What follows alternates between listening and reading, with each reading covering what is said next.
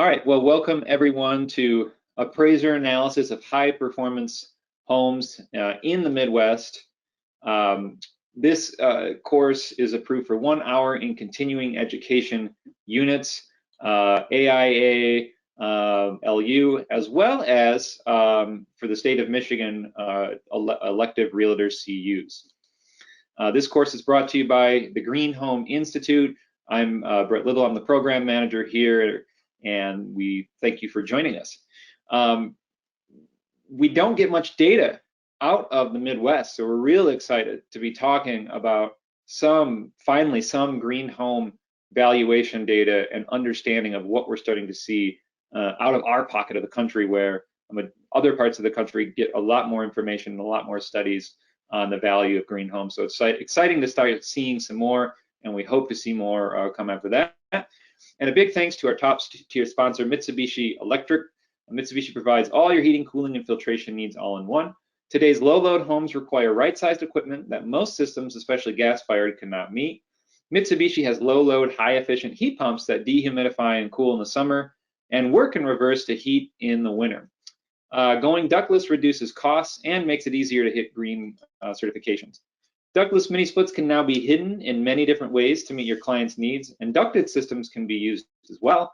Ducted systems are hidden behind the walls to ensure a beautiful space and can be retrofitted to replace a furnace in an existing single or multi-family project. Set your system to dry mode when cooling is not needed to help remove excess humidity.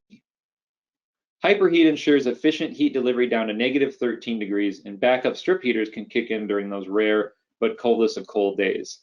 Each room of a house can be customized for comfort while being all electric and energy efficient and help with clients with different needs for heating and cooling. This can be applied to multifamily and commercial housing as well, where you can simultaneously heat and cool rooms as needed. Check it out over at MitsubishiComfort.com. And also, if you've got clients looking to improve their water conservation without sacrificing any comfort, they can check out NIAGARA Conservation. They've got some of the lowest flowing toilets on the planet, and toilets are the #1 water use and #1 reasons we have high water bills. And so you can check out vacuum-assisted technology, much better than pressure-assisted. We've got glowing reviews. I've personally got some of these. They work great and can help save water. And they've got other devices like 0.5 aerators for bathrooms, 0.25 for showers. You can't even really tell the difference. All WaterSense certified. Check them out over at niagara.com. All right, so I'm so excited to welcome our speaker here, Pamela Brookstein. Pamela leads the market transformation and real estate engagement work for Elevate Energy, a nonprofit organization dedicated to designing and implementing efficiency programs that lower costs to protect the environment and ensure the benefits of clean energy reach those who need them most. In this role, she works to ensure that the value of high-performing homes are visible in the real estate transaction. She manages the value for high-performing homes initiative and has expertise in engaging various sectors of the real estate community on issues such as energy efficiency and solar. She's helped develop and launch 2 solar education classes for real estate professionals, created a class that focuses solely on energy efficiency. And a particular favorite part of her work is teaching these classes across the country. Before joining Elevate, she was a municipal leader, community organizations, and helped get residents to galvanize support around the adoption of policies to improve health in Chicagoland. So Pamela, we're so excited to have you back with us. Always excited to talk with our friends at Elevate, such a fantastic team over there and organization. And so please take it away. Welcome. Okay, thank you.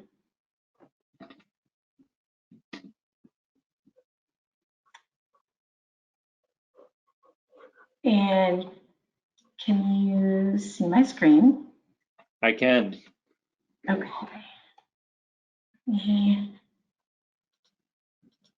Okay. Thank you, Brett, very much. And just a side story is that a friend of mine just started renting. She was looking at renting an apartment, and I was going with her, and we went into one place that had ductless mini splits. And I said, whoever rehabbed this did an amazing job. If they went above and beyond, you should definitely consider living here. And she is, and I'm jealous because I would love ductless mini splits. That's awesome, thanks. I know, isn't it?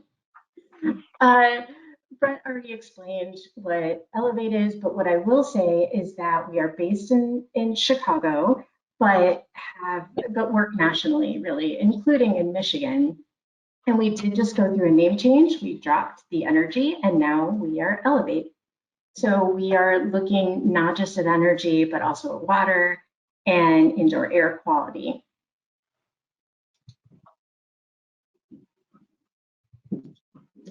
So today, as Brett said, and I'm sure as you all read, we are mainly going to be talking about the appraiser-led analysis that we did in the Midwest, because nothing like that exists.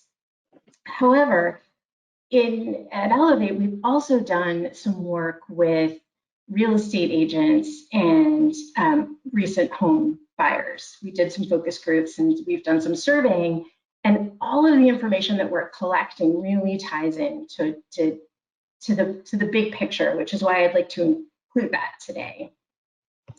And we're going to start out with this real estate agent outreach that we've done, and all of this has been in the Chicago area.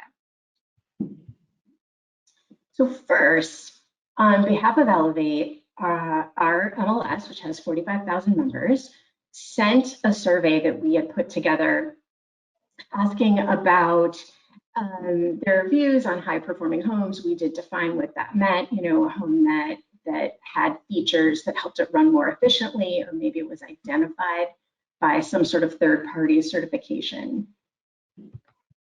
And I'm going to highlight some of the information that we got back. This was really interesting. Many market studies have found that homes that are marketed as high-performing sell for more money. Is this true in your market? Not terribly many believe that that is true. The good news here, though, is that most are saying, maybe, I just don't know. It's the no's we want to stay away from. And I'll talk a little bit later about why I think this is true.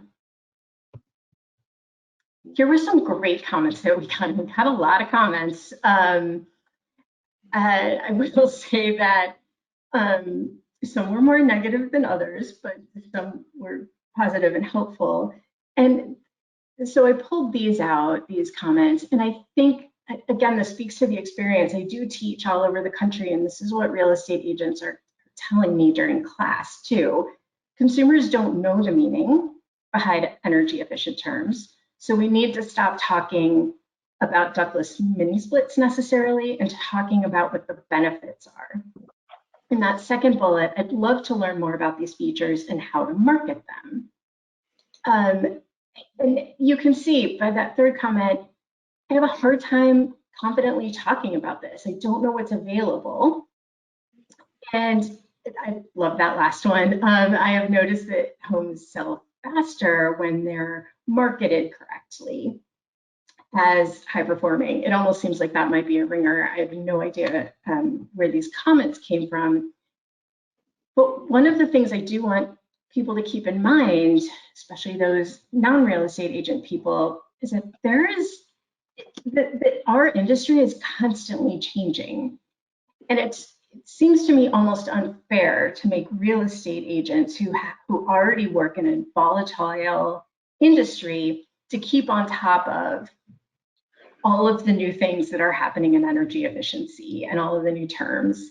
So I'll talk about how to deal with that later, but you can see generally there's just a lot of confusion out there.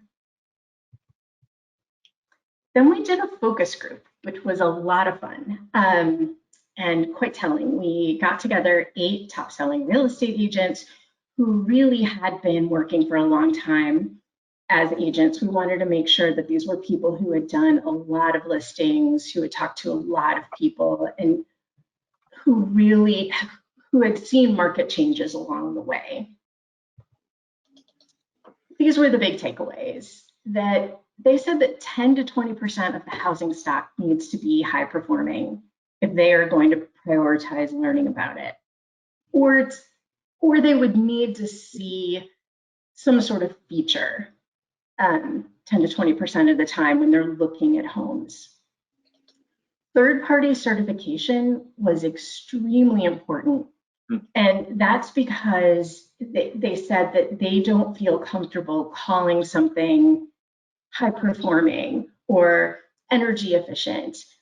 They wanted some third party to call that out so that they weren't liable for making those claims. And we did show them, actually my certificate, I have an Illinois Home Performance with Energy Star certificate for my house, and we showed that to them. And they said, well, they really liked having this third-party certification, and they liked that it said Energy Star on there. They found it confusing and said that it might cause more problems for them than help, because all the certificate has on there is what was done to my home. So it says that, we've increased the R value of insulation in my attic and in my walls, but they didn't know what that meant. Also, interestingly, though they knew that Energy Star was a good thing, they didn't know where it came from, who set that standard. They actually didn't know that it was a standard. They just kind of knew that it meant something was more energy efficient. That was very interesting. The other thing that came out is this perception that all new HVAC equipment is good. So a 2018 80% efficient furnace was the same as a 2018 96% efficient furnace. So first of all, 80% efficient and 96% efficient meant nothing to anybody in that room, but they said new is good. So what they said is, I'm going to promote that it's new. I'll put the year in the listing, but they said I'm certainly not going to say this is high performing. They didn't feel comfortable talking about the benefits that 96% efficient furnace may have had. Pamela, I wanted to clarify. I want to make sure I heard something right on that last slide. And if we heard it this way, was that there seemed to be a concern about trying to explain features as opposed to if it's just certified, it's just easier. Is that the right impression, or did I mishear that? What they wanted was more help. So we did show them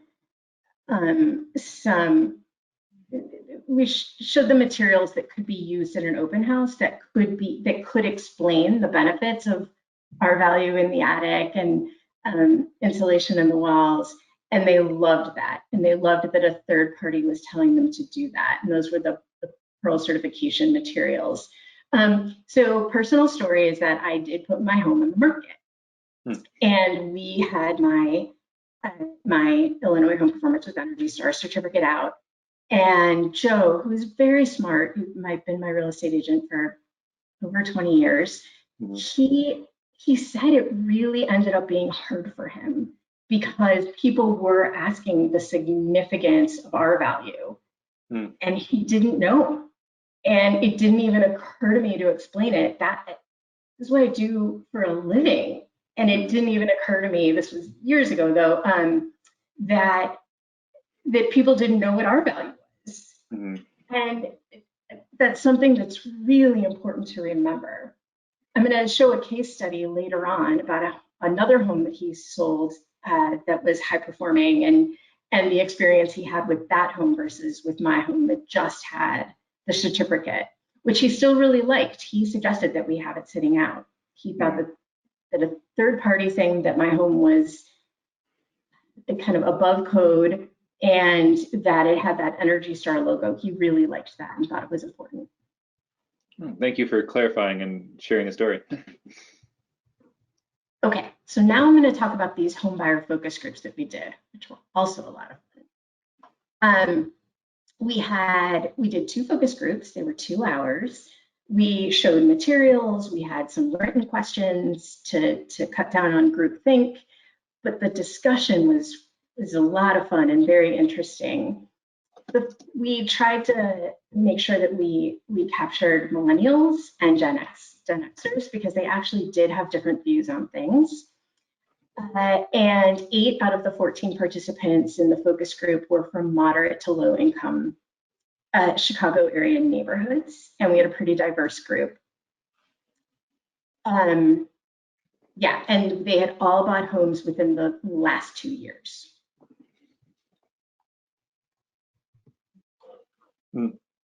So this was interesting. We said in that real estate agent survey that we sent out, 50% of agents said no to this question. Are homeowners more interested in energy efficient homes? Of participants in our focus groups, and this is a small n, so this is a very small sample size. They said they were very interested in energy efficiency, though they didn't use that word energy efficiency. And a lot of it was, they were mostly first-time home buyers, and a lot of the conversation about this interest happened after we explained certain things, like what air sealing and insulation could do for a home. But they did say to a person that they wanted to see utility bills, but they thought that that was something that was illegal, that they couldn't ask for. There was one woman who had asked for that, and she said she only knew to do it because she was a second-time home buyer. It was fascinating. What's also very interesting about this is that half of our participants lived in the city of Chicago, and we actually have an ordinance that says utility bills must be shared before the time of sale. And none of their agents seemed to know that, and none of the home buyers knew that. It was shocking to everyone. Older home buyers, this was so interesting. So the Gen Xers seem to expect energy bills to be high and that homes should be uncomfortable. If you live in the Midwest and you buy a charming house and it's 100 years old, it's going to be cold. It's going to cost a lot to heat it, and it's going to cost a lot to cool it. So that was also very interesting.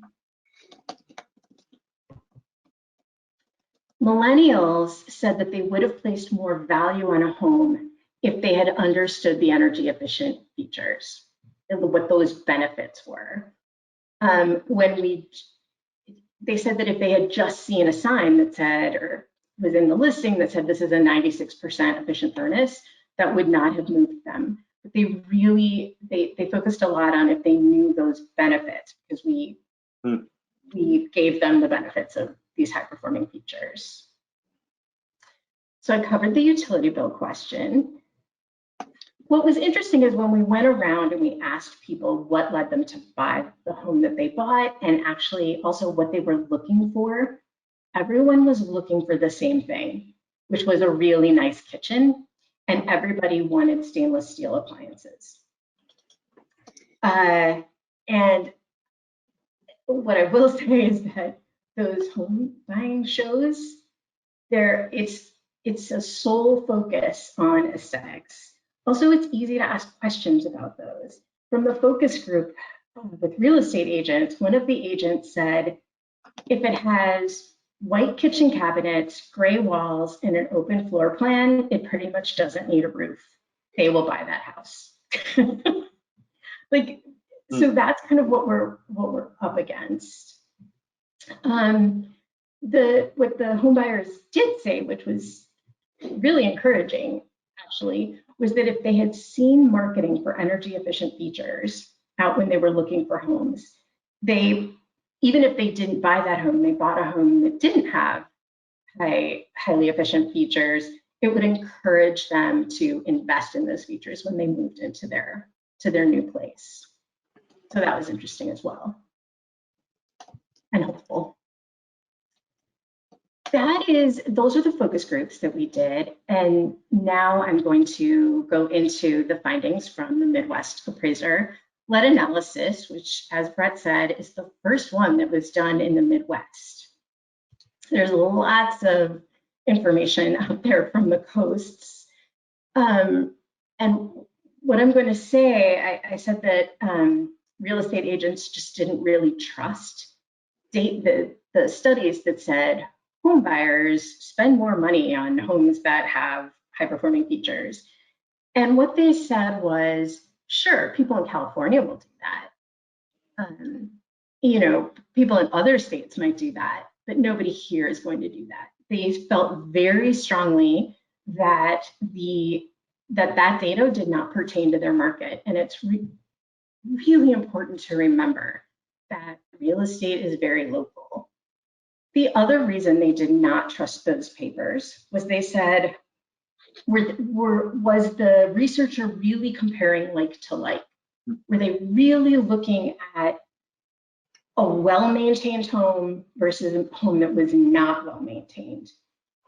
Meaning, if somebody invests in 96% of furnace, efficient furnace, they invest in putting really, you know, top R value insulation in the attic, if they're investing in that, they're already someone who is keeping a well-maintained home. And they wanted to be sure that these homes that we were saying were selling for a premium were actually selling for a premium because of the high-performing features. So that was also fascinating. And it points to the importance of doing these studies more and more and focusing on small areas. So what makes an appraiser-led analysis different from all other analyses? First, it's hyperlocal data. They're looking in the MLS. They're looking at you know, neighborhoods, comparing homes from one neighborhood in that same neighborhood. That's very important. So hyperlocal. Small sample sizes. This is very different from traditional studies, which look at huge data sets. This is a small sample size because we're taking one home and comparing it to another home. And everything about those two homes needs to be the exact same. So square footage, age built, neighborhood it's in, number of bedrooms, number of bathrooms, except one home's been marketed as having high-performing home features or a third-party certificate, and the other home has not. The other things that appraisers take into consideration are market trends. So they can look at what's going on overall in the market. They take into account unemployment rates, how quickly homes have been selling, those sorts of things that are going on in the market that might be affecting the sale price of a home and how quickly it's sold.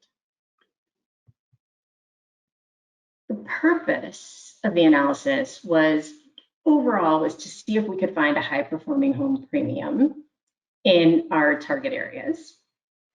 But we also wanted to take a look at how visible high-performing home features were in the MLS and do an analysis there. And then, of course, we wanted to outline some recommendations, mainly for MLSs, but also for appraiser and real estate professionals and their associations. The 4 metro areas that we looked at were the Chicago metro area, Grand Rapids, Ann Arbor, and Minneapolis-St. Paul. And we worked with an appraiser who works on these issues nationally, but she also found local appraisers to work with in all of these areas so that she could talk to them about market trends and what she was seeing. Here's what she was looking for. The appraisers are getting all of their data from the local multiple listing service. And for those who don't know, there are over 650 MLSs across the country. That, again, real estate's very local. So when we're looking at the Grand Rapids area, we're looking at the MLS that covers that particular area and not comparing any of those homes to homes that might be in Ann Arbor. So the appraiser, when she was searching through the MLS, she was looking for the mention of high-performing features in the comment section, which is slow going. That's a lot of work. And we all call things, we use different words to describe things. She was looking for the mention of a third-party issued verification in somewhere in the listing. She was looking to see if the MLS had data fields that real estate agents could use to say this home has highly efficient windows, or this home has highly efficient furnace, or something along those lines. So she was looking at those data fields, which we tend to call green data fields, for better or for worse. She was looking to see if the data fields existed, and if they did exist, were they filled out? And then also looking at the attachment section to see if she could find something like the green and energy efficient addendum or a third-party verification. Here are the major findings. Preliminary evidence shows a premium in Minneapolis-St. Paul, which is pretty cool. Because I actually went into this expecting to find not enough data to even research if there was a premium at all. There wasn't an overwhelming amount of data of homes that were listed and marketed as high performing in Minneapolis-St. Paul, which is why we're calling it preliminary evidence and more of like, this is telling a good story. But hopefully we'll go back in a couple of years, do this again, and with any luck, more real estate agents will be calling out these features in homes. There just wasn't enough data in Michigan and Illinois MLSs to determine a premium. The appraiser said that she found little bits here and there that are starting to tell a good story, but nothing that she felt comfortable saying, you know, absolutely there is a premium. And that, again, doesn't mean that there isn't, it's just that no agents aren't in these areas are not calling out the high performing features in the house. Across the board, there was a lack of green data fields and they were out of date. So while some MLSs had some specific green data fields, they just, there weren't the full suite of them that exist for MLSs to use. Now, the verification data that exists is often incorrect, is really interesting.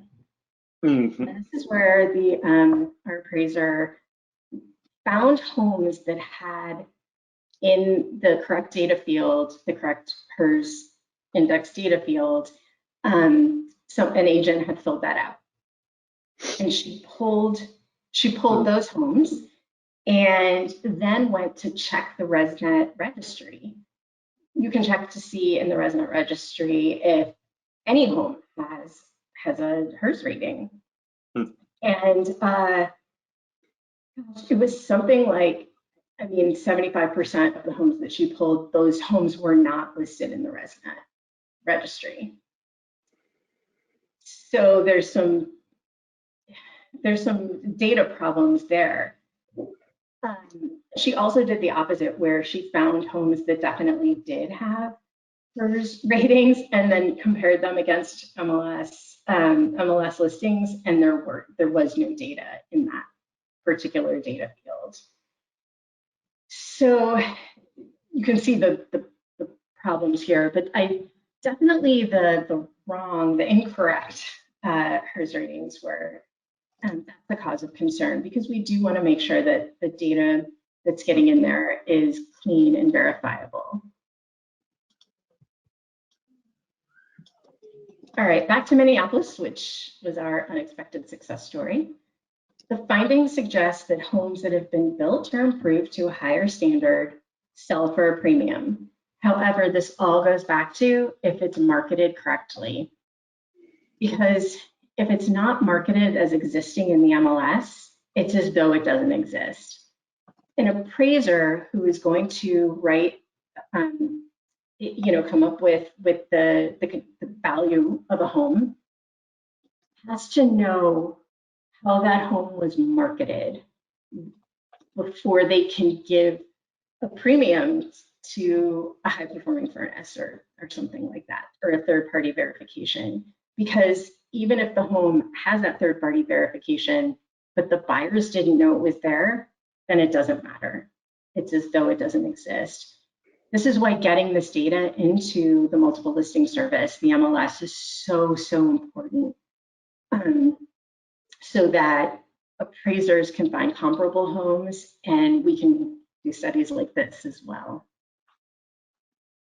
Paired data comparison, this is what I was talking about, where we're really comparing like to like, showed this wide range. And again, these homes were all marketed well, according to the MLS. There was a sales premium. You can see that very wide range. I think that 14% home had solar panels. Actually, I believe that was the solar home. And also in Minneapolis, Freddie Mac did a study a couple of years ago called Energy Efficiency Value Added to Properties and Loan Performance. And pulling out just the Minneapolis data, which they did for us, homes with HERS scores less than 60 showed a sales price premium. But again, this is one of those things where this is a big study. This isn't comparing like to like homes. Less than 60, that means it's a probably a newer construction home. So we don't really know if things are being compared like to like. We just know that these homes that were marketed or that had a score, we don't know if they were marketed correctly, but if they had a score of 60 or lower, there was a premium.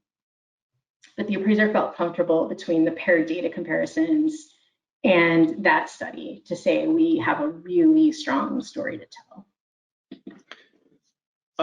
Pamela, what was the, and maybe excluding the 14%, but what was the average premium that you saw? I mean, it tends to come in where we're all sort of saying, which is like that 5%. When you aggregate data. But I am going to show a house in a little bit where I live that sold it at 10% sales premium. But again, it's a small sample size. It's a case study. So I always feel comfortable going with like 5%, 5 to 8%, given all of the other studies that are out there. Thank you. So here was a Minneapolis case study that you can read the full story in the paper. But here's a home that was marketed as having all of these things. Also, it had an energy fit certification, which is a local certification in Minneapolis. The really good story behind this is that the homeowner knew that she had a special home. And she interviewed a real estate agent who came out and said, here, I've done all these things. And the real estate agent said, those things are no big deal. This is what I'm going to list the house at, which was below this 388. And so the homeowner said, nope, and sent her on her way. And I believe interviewed one more where the same story happened, and then got a real estate agent who knew there was something special here. Here's what went really, really well. She listed the home at premium. So she listed the home higher than it would have sold. Comparable homes would have sold in that neighborhood. And the agent also marketed the heck out of these features that you saw right here. So she marketed those. They were in the MLS, they were at the open house. And you can see that home sold at $400,000 with 3 offers over list. And the appraiser appraised it at that price.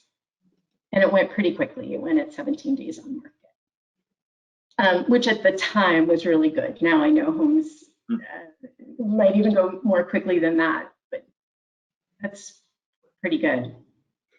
Excellent, I would say. I have one more case study. And this house is actually, I live in Oak Park in Illinois. And so I told you my story, how the Illinois Home Performance with Energy Star Certificate caused confusion. And this is my friend's house, and which is on the other side of town. And they used the same real estate agent that I used, so Joe. And right before they put their house on the market, they decided to get their home Pearl certified. So a third-party certification, because they had done all these pretty amazing things to their little home. What I would like to point out about this home too is that it's everything that homebuyers say they don't want. It has a really small kitchen with the original cabinets that my friend Jean lovingly stripped and restained. There is not one white or gray wall in the house, and it is not an open floor plan. It's a little tiny house, not open, and it's a typical bungalow where I live. And so they got the home Pearl certified and put it on the market. They put it on the market. Here, let me go back. They put it on the market right at the beginning of the epidemic. So it went on in March, so a year ago now, and just decided to see what happened, because they were moving. They already had another house, and so they were just going to see what happened. Joe, real estate agent, listed the home at a 10% premium. He pulled comps. He said, based on what this home should have been, I'm going to list it at 10% more. Pearl provided documentation of all the upgrades and a third-party certification. They also helped Joe call out the features of the home. They provide home tour cards that can be put up around the home, pointing out not only the feature, but the benefits. This was incredibly important during COVID because the buyers actually went in almost by themselves. Like this is at the very beginning. The real estate agent was there, but because they couldn't go in alone, but there wasn't a lot of talking in the home. People felt really strange about spending too much time inside. So there was kind of a lot of running through. But there was also a takeaway sheet that was provided where the potential buyer could read all about the features and the upgrades. Okay, so that went all right on the listing side. They got a gazillion offers at list price really quickly, and they also had a backup offer come in much later that was above list price, which is interesting. So then, it's time for the appraisal. And Joe, the real estate agent, called the appraisal company that had been hired to send out an appraiser and said, hey, I have this home, it's high performing, it's really special, it's energy efficient. And the owner of the company said, there's no such thing as a high performing home premium. In fact, I've read studies that show homes with energy efficient features sell for less money. So that call went very poorly. But the appraiser that showed up ended up having a much more open mind. And Joe handed him sort of a sheaf of paperwork that included the green and energy efficient addendum, which details in a language that appraisers very much understand and use the high performing features, and also included information on the benefits of all these features. And then actually, because my friend John, who was the homeowner, is such an incredible human being, he had kept all of the receipts, which appraisers, they can also take that into consideration, how much was spent on these upgrades. And the appraiser said that that was great, and he would not have taken into account the high performing features if not for these documents. So it should, and thank goodness he had an open mind and was willing to look at these things.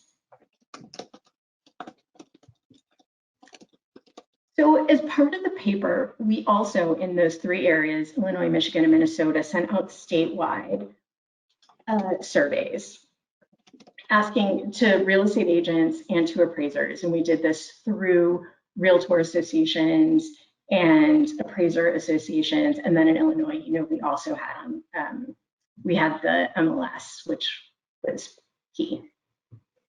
So we asked real estate agents, hey, are you noticing an increase in the number of clients who are interested in energy efficiency? In Illinois, it's really split, but in Michigan and Minnesota, they're saying yes, people are more interested, especially Minnesota, which is fascinating. And then we asked that same question. Many market studies have found a premium. Is this true in your market? And you can see that the numbers that came back were no, that there is no premium here. And again, I think that's why it's so important that we have very local studies that are done, that we can show real estate agents that when homes are marketed correctly, there is a premium. Buyers will pay more for these things, which is what came out in the focus group as well. This was a really telling question. We asked appraisers how many third-party certified homes there were in their state. And the first number was like 0 to 500.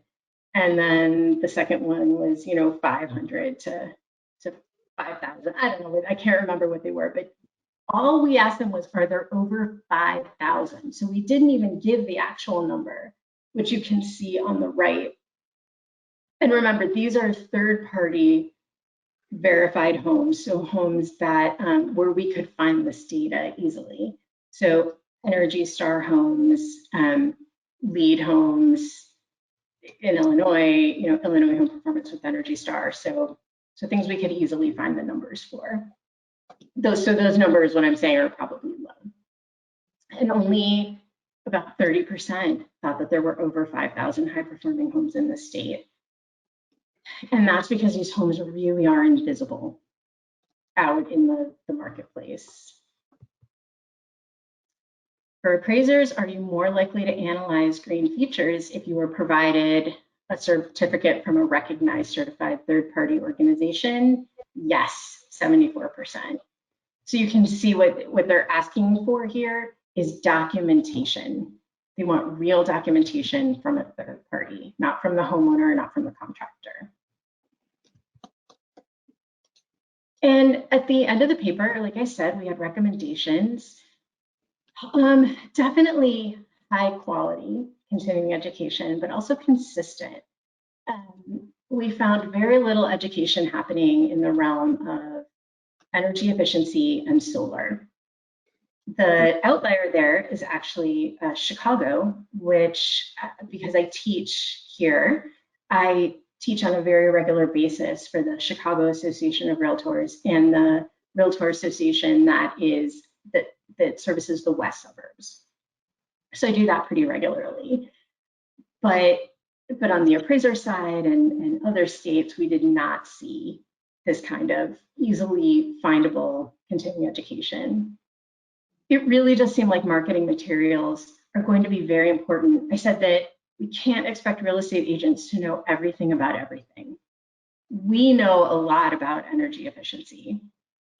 We need to make sure that marketing materials are turnkey, are just ready to go, so they can be put out in an open house, that we can help real estate agents craft messaging for the comment section that make sure that we reduce their liability for making any claims. Certainly we need in MLSs these green and solar data fields.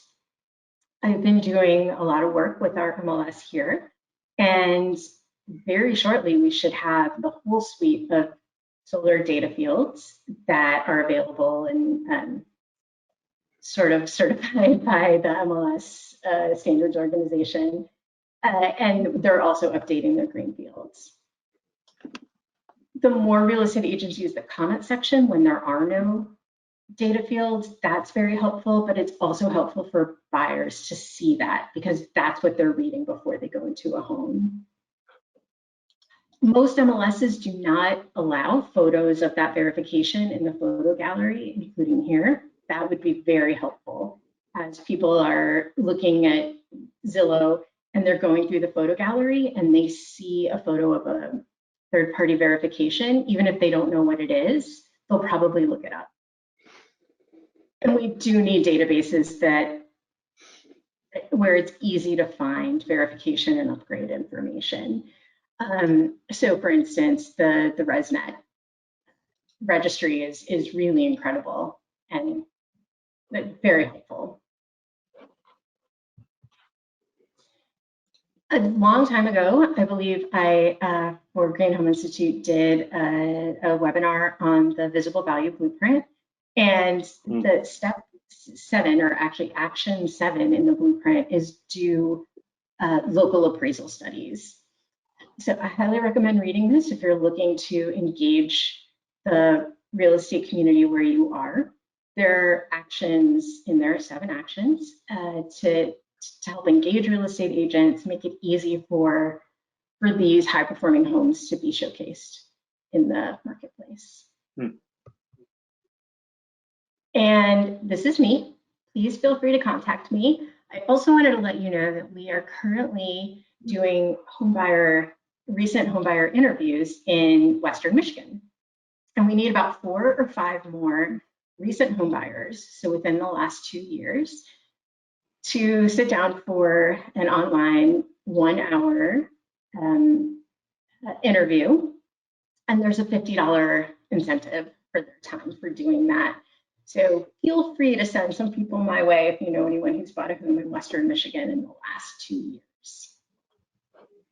And that is all. Great, thanks, Pamela. We do have time for questions. We got a few questions coming in. And absolutely. Yeah, and as we get to those questions, just real quick, and also just so you all know, unlike most of our other sessions, we are going to stick around after this one. I know Pamela's got to get going, but for our realtor sessions, just sort of hear from all of you out there doing this work and get to meet all of you. We're going to stick around a little bit more, just like we did last month, and have a little bit of a conversation. But real quick before we get to that, I want to let you all know that if you are looking for your continuing education units, there is going to be an email sent out, and so check for that email. That email is your CEU certificate. That's the way it works here, because we send that email out. Check your spam if you don't see it, from customer care at gotowebinar.com. If you are watching this in the future on demand, not right now, but later on, do go to our Thinkific platform and take that quiz with an 80% passing rate, or whatever platform you're watching this on. Make sure to take that quiz and pass the test. And before we get to those questions that are coming in, a huge thanks to our board of directors, our volunteers, our new executive director, Jose Reina, all of our sponsors, especially our top tier ones, Mitsubishi Electric, Build, Equinox, CERV, Ream, all helping you and your clients build better, get healthier, and all of that. So I do want to, and I'm really thankful that you joined us here, Ryan, from Miraz from ResNet, one of our speakers before. He did want to put in a comment, and so I appreciate that. He had mentioned, and I didn't know this, I just learned this now, that one of the reasons you may not be seeing a lot of those HERS rated homes, maybe not all of them, but a lot of them, he had said, was because prior to 2013, there was no such thing as a ResNet registry. And so therefore, any homes that were certified HERS wouldn't show up. So he just wanted to make that clear. And then he also said sometimes raters go through all the rating process, but forget to click submit, which I know is a whole nother problem. So he just wanted to point that out. But rest assured that they are working with the ResNet is working with the Appraisal Institute on this to help overcome that issue. So I don't know if you think that could have been part of it, or if you've got the dates on some of those homes. Yeah, so actually we were looking mostly at newer construction homes, but the bigger issue for me was there was a number in the data in the box that what didn't correspond to what was in the database. So sometimes the number was totally off and sometimes it didn't exist. And actually our appraiser, Sandy Adametis, has talked to, I don't know if it was you, Ryan, I don't know who it was at Resnet about this, because I think there's also been some rogue work happening out there. Yeah.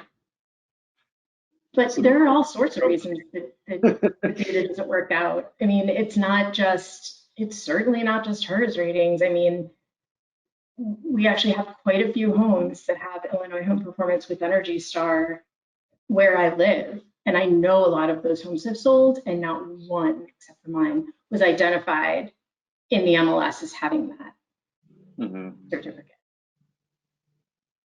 Yeah. Yeah, it's a huge, I mean, just making sure that those numbers are correct, the data is correct, that it matches. Yeah, it's going to be a lot of work to do that and to help get the word out about it. So, yeah. Thank you for joining us again, Jeanette. So she is weighing in here on sort of, your studies in interviews with appraisers. And again, just kind of reminding us of a concern that we hear a lot, and wondering if you heard this within this study or in general, that a lot of times these appraisers just fear liability issues. I mean, I would almost argue that you're liable if you don't point out green, but I'm biased. So I think it swings the other way, and that there's a concern about if they don't know what they're talking about, if they're not properly trained or certified by the Institute. Did you see any of that? We're not asking that, but I know anecdotally that liability is top of mind for many, many people. But this is why the documentation is so important. That's what I was saying, that it's, even if the MLS listing happens to mention that, again, it has this feature and this verification, with that, it was that sheaf of paperwork that was handed over to that appraiser in Oak Park that he said without that, he would not have been able to find that premium. But this was the backup that he needed. And also I think, and actually she was saying realtors, not appraisers, but I've heard this from both ends. I mean, concerns about realtors trying to make green claims that aren't true and being concerned about liability. I mean, did you have that conversation at all? Yes, that's, I have that slide in there with the focus group that we did with real estate agents that said, absolutely not will I talk about how great a feature is, especially an energy efficiency feature.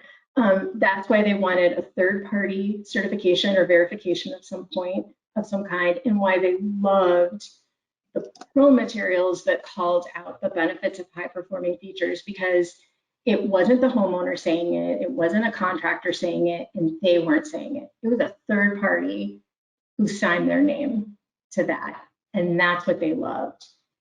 And also homebuyers liked that.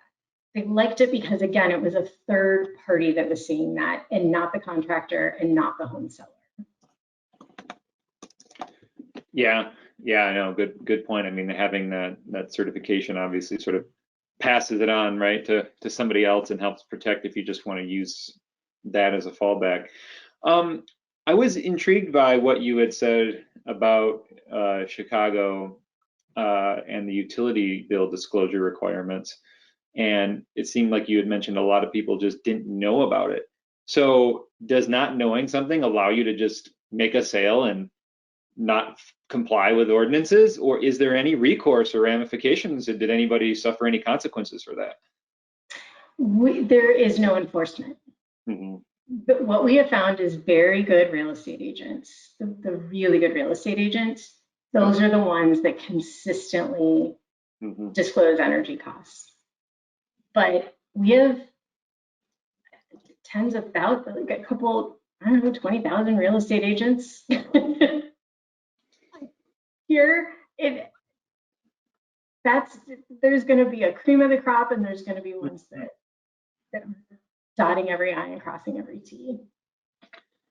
I wonder, has there been an attempt to partner up with the utility companies to just send that out is just part of every real estate transaction, or at least, you know, I know I've painfully contacted utility companies on properties that I wasn't involved in, and you know, it was a tedious process to tease out any kind of energy data if you have no sign-off waivers, right? Or disclosure sign-offs. I mean, do they at least try to make life easier, or is this just like an ordinance that, you know, that has no enforcement, that says, you know, print off the utility bills and hand them off? Well, Elevate created a mechanism to actually automatically populate utility usage and cost data into the MLS listing.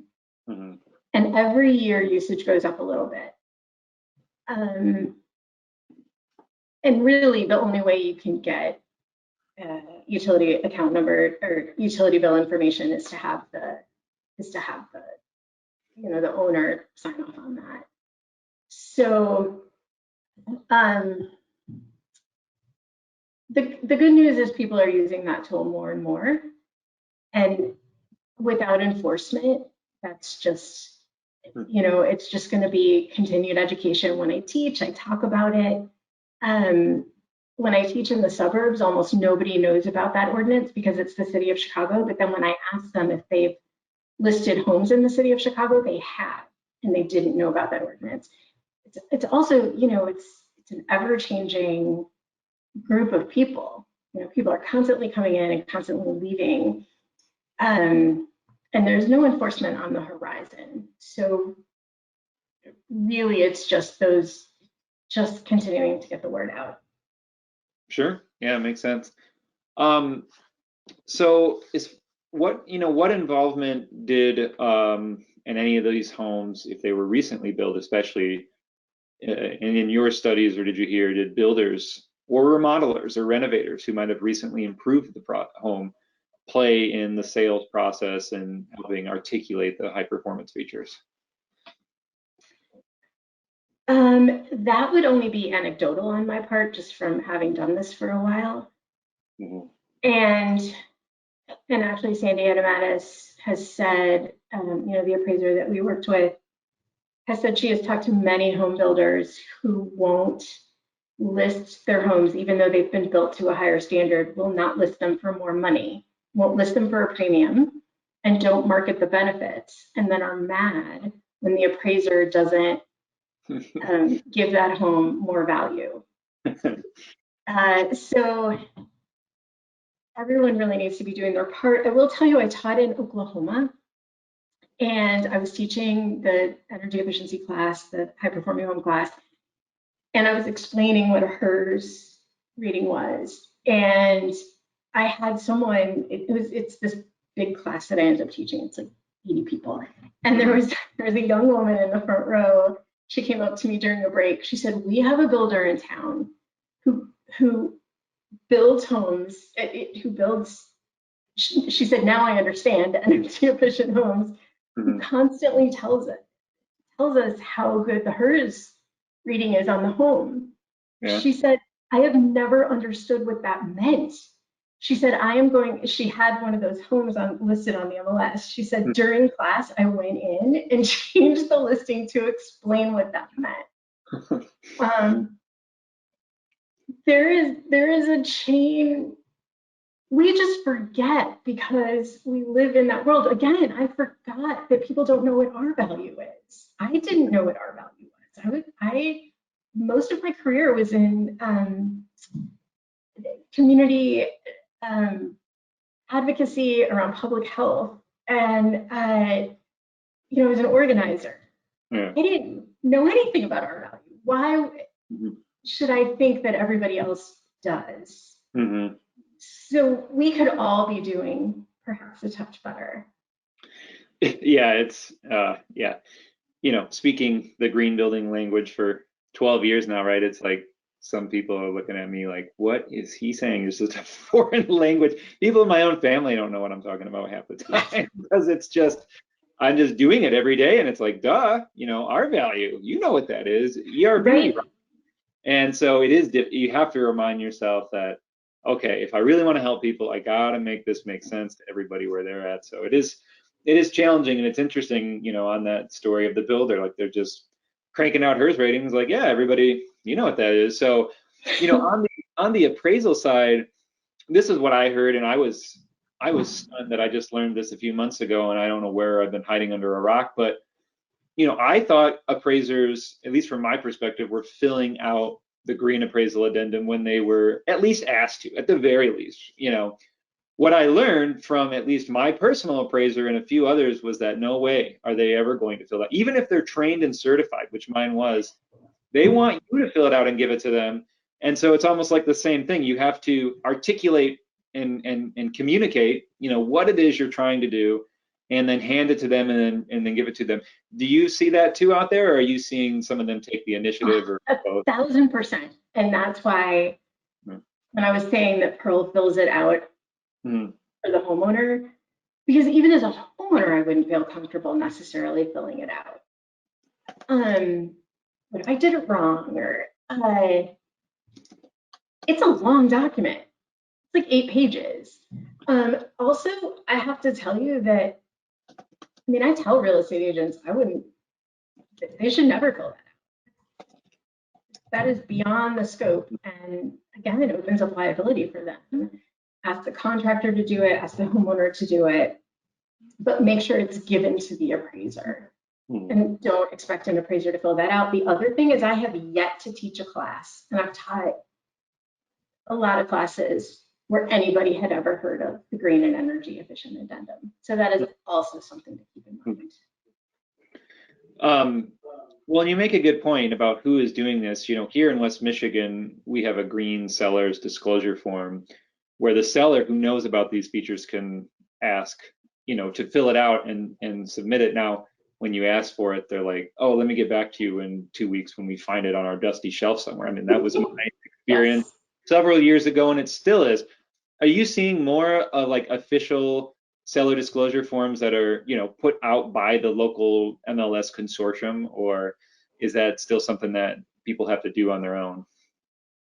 Yeah, I'm not, and I actually don't even recommend that. I think it's better to have, that's why I like the green addendum. I think it's better to have something that's standardized nationally, because you also want, what we want are the MLSs to have these standardized fields across the country, and then the data that goes into those fields goes in a standardized way. And then we don't need the wild, wild west out there with everybody creating their own thing and no one knowing what to do with that information. So the nice thing about the green addendum is that it lines up with the fields, the data fields that MLSs could have, even if they don't right now. Well, Wild Wild West is a great, and MLS is a great segue to my next question, because MLSs, right, they're different everywhere, and it kind of drives you crazy if you work outside of certain areas, or in multiple areas. But you had said something interesting that, I don't know if it was just for your study or if this is something that always happens, but are you saying that appraisers actually use the MLS to find their comps when they're doing their appraisals, or was that just for your study that they said they use it? No, that's how they find their data. That's really concerning, because doesn't a lot of homes actually not make it on the MLS many times? Well, but where else are you going to find the data? So let's say they go out to appraise a home that's sold for sale by owner. They just have to pull comps from homes that were listed in the MLS. Okay. Yeah, I just hear, I guess it's more on the sales side. You know, there's a complaints that not everything is listed on the MLS, therefore you're sometimes missing things, right? So, yeah. Yeah. But anyway, I guess that I didn't know that, so I definitely learned that. So, you know, since you did your last study, I believe the one we had you on before, the blueprint, I believe that was right when we just got out of the recession and we were sort of in between this massive upswing. I assume it was. Have you since then, I mean, has any recommendations out of that changed, or are you still pretty much, even with everything going on now, it's pretty much the same? It's the same. I think some things are a little bit harder to get the attention of real estate agents for sure right now, but markets change. They always change. And now would be a really good time to start building relationships. There's a whole section in the paper about how important it is to build relationships with your local real estate industry. Well, I don't see any other questions. We are a little bit over our time, but I appreciate you sticking around. We're going to stick around after after you head out, if everyone wants to keep us having some more conversation here, maybe for another 20 minutes. But I do know a few folks wanted you to re-share that slide, if that was okay, of your contact information. And then if you could just, where can people go to contact you or learn more if they would like to? Okay, share my screen. So right there, that's how you would contact me. Great. So, well, thank you so much for joining us again. Any of you listening from the West Michigan region, Pamela just needs 4 more owners to do a study, and then we'll have more information here, because we always say we don't have enough information. So I'm really excited to see what comes out of that, and if you can help keep doing that, I'm sure we'll have you back on in the future for some other great resource you put out. I wanted to also plug your high performance home alerts, or that you all send out quarterly or so. I always learn something new, and I'm pretty sure this whole webinar happened because I read something there. So exactly. If you all people can sign up for that on Elevate's website, right? They can. You have to find my page to sign up for it, which is the real estate page. Yeah. Alternatively, you can email me and I'll send you the link to sign up. Yeah, and maybe we can just send a link out as a follow-up to this email, because this webinar, because I think it's super cool, and I've talked to other realtors who have, so you should definitely jump in. But Pamela, Elevate, thank you so much for your time. Thanks for joining us.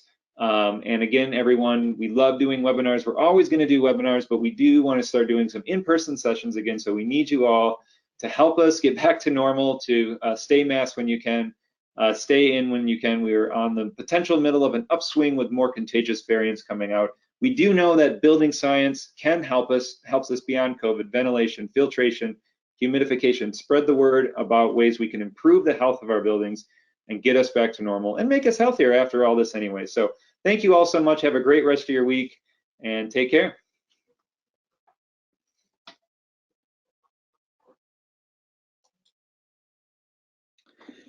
All right, well, again, I did want to encourage anyone who wants to raise their hand and just, jump into a conversation. We're just trying to introduce anyone who's in this field from a realty, appraisal, lending standpoint. We have a committee called the Home Valuations Committee, where we're focused on, and in fact, we just launched a new mission statement, and I will post it into the chat there. But it's real exciting, because we're helping work with realtors, lenders, appraisers. We're doing this new thing on a monthly basis, where we are going to be trying to get more of our sessions approved for CEUs right now in Michigan. But if you have any advice on how to get them across the country for these types of things, from the realtor and appraisal standpoint, or broker or assessor standpoint, let us know. We want to focus on this sort of left out part of the market. We do a lot with builders and architects, which is great, and we're going to continue to do that.